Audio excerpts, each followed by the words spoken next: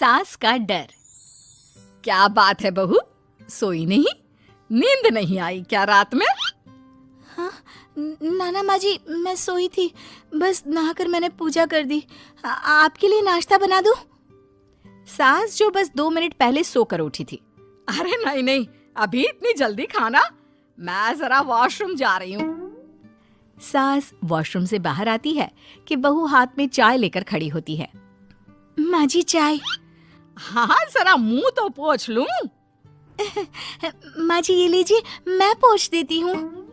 बहू जल्दी से अपने पल्लू से सास का मुंह पोंछ देती है। अरे बहू देख, इतना करने की कोई जरूरत नहीं है, मुझे आदत नहीं है इन सब चीजों की। तभी वहां बेटा आ जाता है। अरे रागिनी, क्या चल रहा है सास बहू के बीच? माँ डरा कर रखना अभी से, नहीं तो हाथ से निकल जाएगी।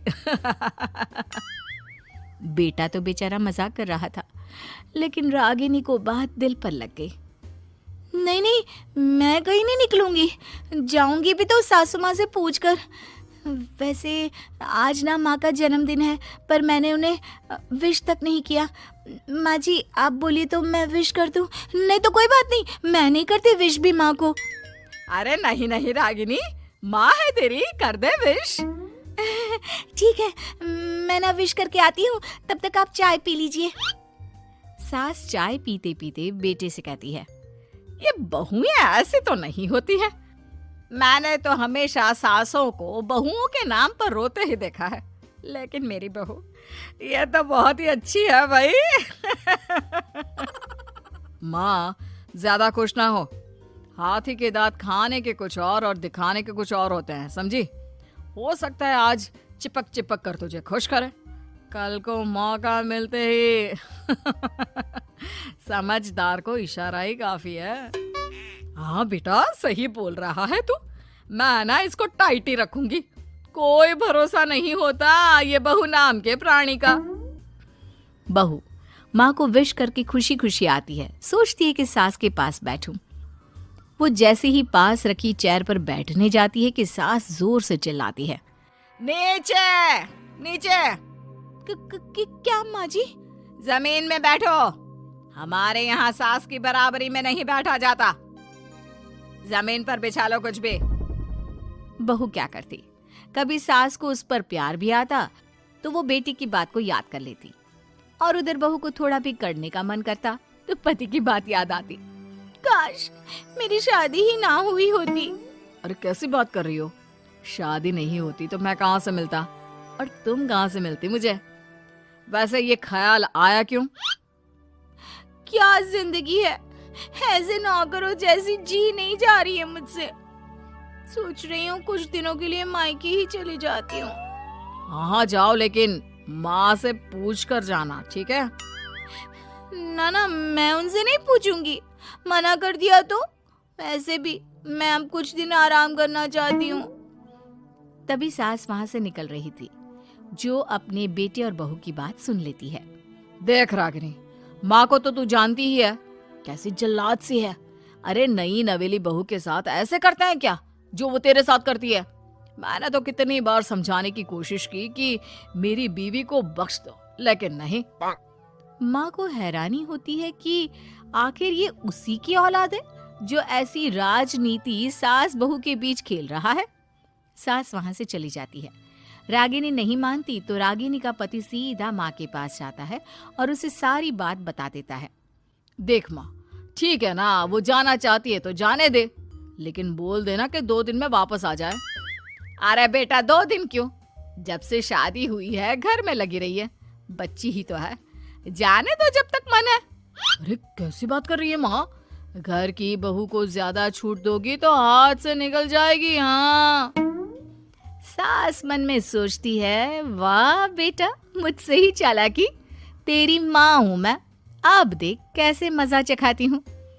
नहीं नहीं बेटा, इस बार मैं तेरी कोई बात नहीं सुनूंगी।